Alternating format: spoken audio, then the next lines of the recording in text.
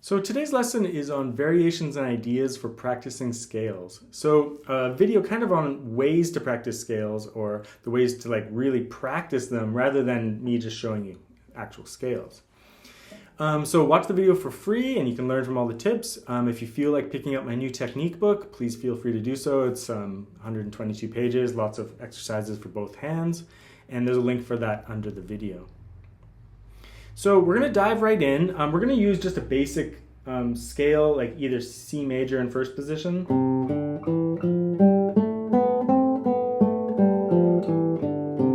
or a closed C major scale.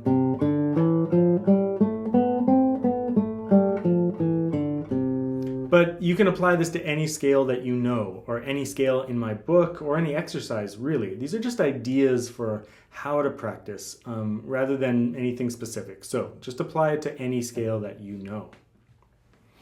One thing I will say is you should practice all the different combinations of right hand fingering. That much is for sure. Like beginners should just focus on IM fingering and MA fingering. So you can do that on open strings. You know, the beginning of my book has 100 open string exercises where you just practice different fingering combinations like IM or MA, or 3-finger combinations.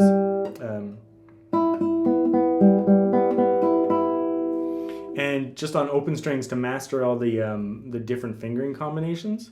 And of course, do them in rest stroke and free stroke. So that, I won't cover that again. I'll just say that practice all the different fingering combinations always with your scales to make sure your fingers are well organized. And you might even find that practicing like MA scales help your arpeggios even because your fingers are just more organized and more in control. So the first thing I would recommend is destination points. That's taking your scale and breaking it into small chunks to make sure that each note along the scale is confident, that you can reach each note with lots of confidence. So first thing, just raise the bar of your legato musicality. So super legato, super confident, clear sound, even. And then take a small number of notes and see if you can accomplish those small number of notes at that high level. So for example, 3 notes. Seems so easy, only 3 notes, but you can push yourself and try to play them as well as a professional guitarist. So really easy goal, but really high level of quality. Once you feel like you can do that, add another note. And then another one. And then of course keep going.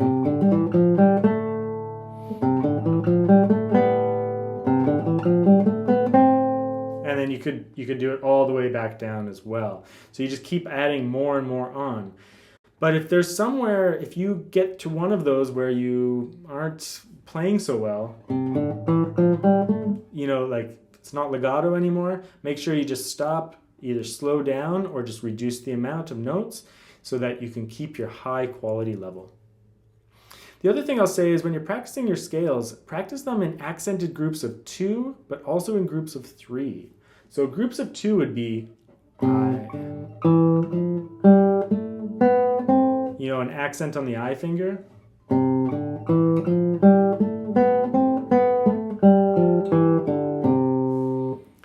Also practicing groups of 3. So in groups of 2, it'll be the same finger that is accented each time. I am, I am, I am. In groups of 3, it'll be a different finger each time.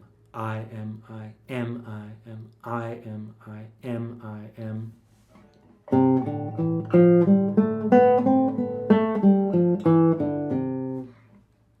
That's really great practice because it's not very consistent. Just like repertoire. Repertoire, sometimes we have awkward string crossings, and we start with different fingers and things like that. So practicing in groups of 3 is far more beneficial to your technique if you can keep it very even. And just remember, you can play fast if you want, but only if it's at a nice quality level. I would practice very, very slowly. The majority of your practice should be nice and slow.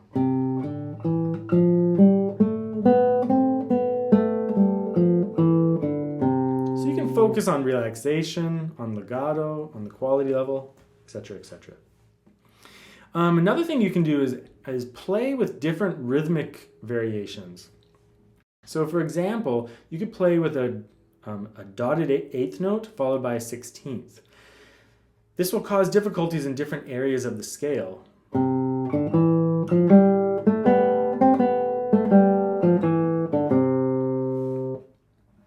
Especially if you're doing one with a shift.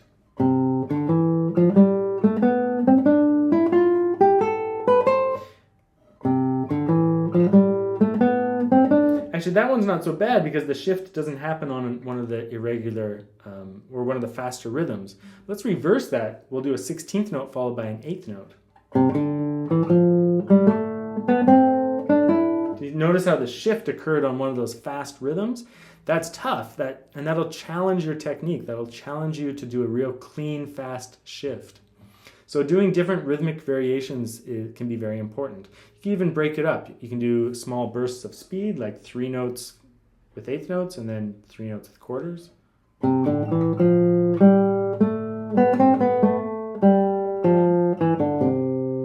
Just to see if there's any gaps in your technique. Of course, there's tons of rhythms that you could apply to your scales. I've only talked about really 2 here, but there's a lot that you could apply, of course. Now, other ideas: articulations, dynamics, and timbre. You want to practice with a variety of musical elements in mind to become a kind of versatile and well-prepared for repertoire. If you're always just playing your scales, super even, that doesn't necessarily prepare you for what will occur in repertoire, which should have probably some shaping. So one thing you could do is practice staccato.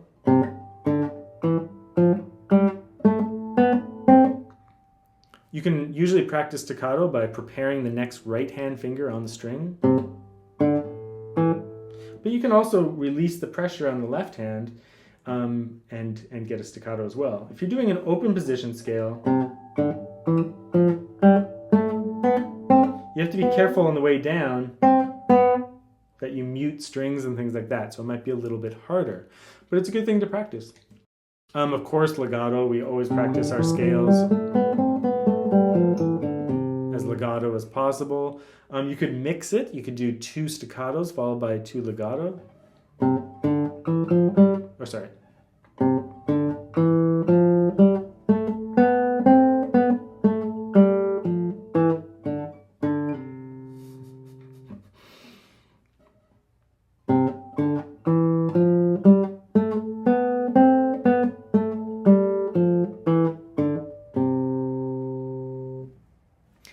Dynamics, you could practice with a crescendo.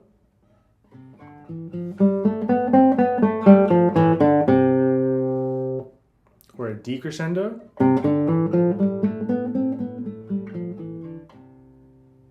Or a crescendo to the top note and then a decrescendo out.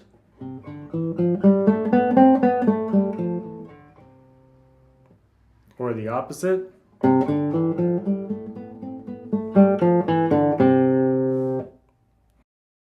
You could also practice your scales as tremolando scales. This is very popular to do in guitar because it's kind of an easy thing to do. It's kind of a right hand exercise. Tremolando scales are just multiple notes for each note of the scale. So for example, we could do groups of 2, so it would be 2 of each note.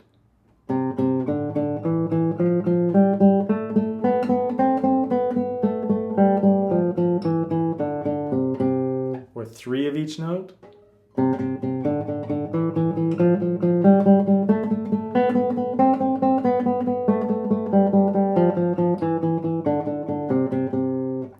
Of each note,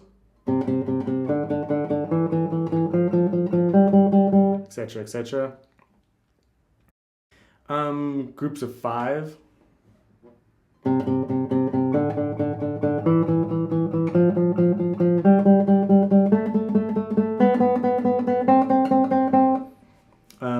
And groups of 6, 7, 8. Yeah, you can do all sorts of different groups.